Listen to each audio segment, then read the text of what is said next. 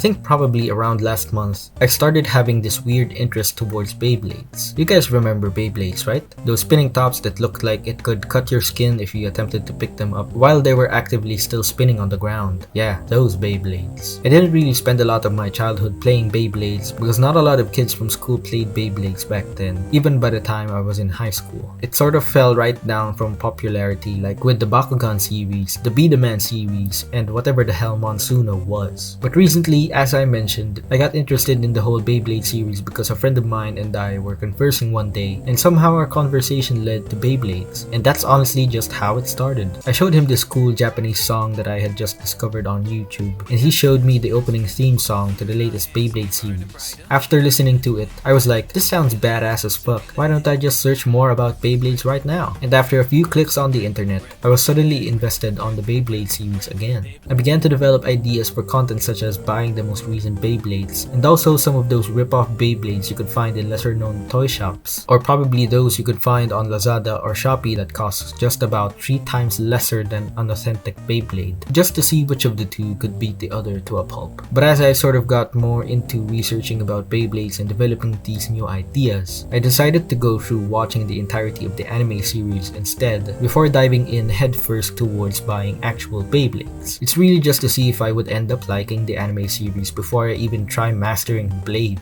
the Beyblade. And so that's what I'm doing right now. I've only just watched the first 7 episodes of the first Beyblade series from 2001, and I gotta say, there's a lot to talk about within those first 7 episodes. Like, to start things off, we get to watch a full-on tournament happening just within those first few episodes. We already get to see the major ensemble of characters that served as the mascots to the Beyblade series around that time. We first get introduced to Takao Kinomiya, a kid that has the same level of determination as every other main anime character from the 90s. He gets to wield the Great Dragoon Spirit on his Beyblade, and gets to meet other major Beyblade wielders along the way, such as a boy named Kyoju, who always brings along his laptop that's filled with all this data that he's gathered from different kinds of Beyblades around their village, and probably other villages and their countries as well. Takao meets Kai Hiwatari, a strong Beyblader who gets to wield the Drancer Phoenix Spirit on his Beyblade, and is also the captain of the team called the Blade Breakers. His life mission is to find the strongest wielding Beyblader, and probably beat him to a pulp with his toxic fighting spirit. He definitely gives off major Sasuke vibes, but we'll talk more about that at a later time or video. Takao then meets Max Mizuhara around episode 3, who wields the Dray Shield Beyblade. Max is like a brother to Takao, and his specialty is more on the defensive style of Beyblading. Ray-Kon is another Beyblader that Takao meets at around episode 5, and later befriends once he beats him in the first Beyblade tournament.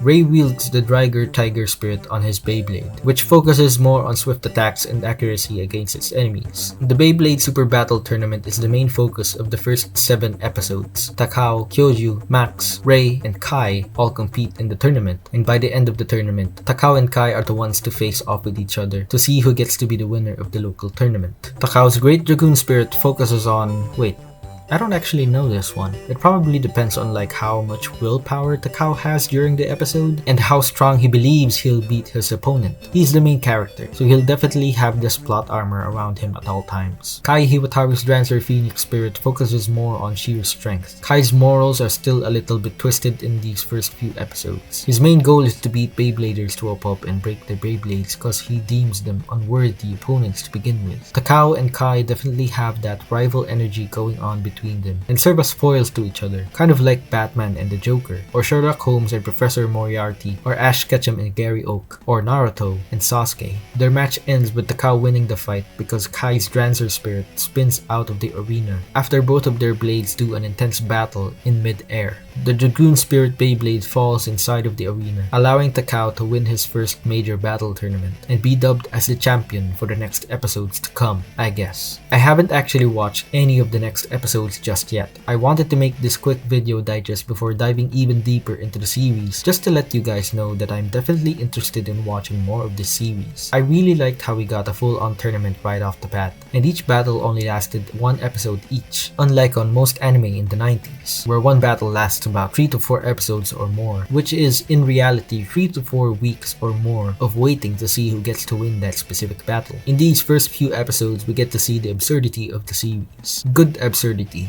Don't get me wrong, it's classic Japanese storytelling, I guess. Obviously, you won't get to actually see animal spirits exiting your Beyblades as the battles get more intense. Most Beyblade battles last about 15 to 30 seconds on average. The Beyblades bursting, that means when a Beyblade breaks into pieces as it gets hit in the arena, is probably the only natural thing they showed in these episodes. I'm not quite sure yet if the upside down facing technique of the cow is something that actually works in real Beyblade battles, but I guess I'll find out once I've started buying Beyblades, which won't be for a while since I'll be watching every Beyblade series first before heading off to buy any Beyblades for my own. Be sure to leave a like and subscribe if you enjoyed watching this quick video digest. I'm excited to watch more of Beyblade 2001, so kindly hit the notification bell as well to get alerts when a new Beyblade related video comes out on my YouTube channel. Hopefully this video gets a lot of views so that I can make more videos regarding Beyblade, that I could eventually start buying actual Beyblades to test and play and make content out of them. As always, I'll be seeing you guys in the next one.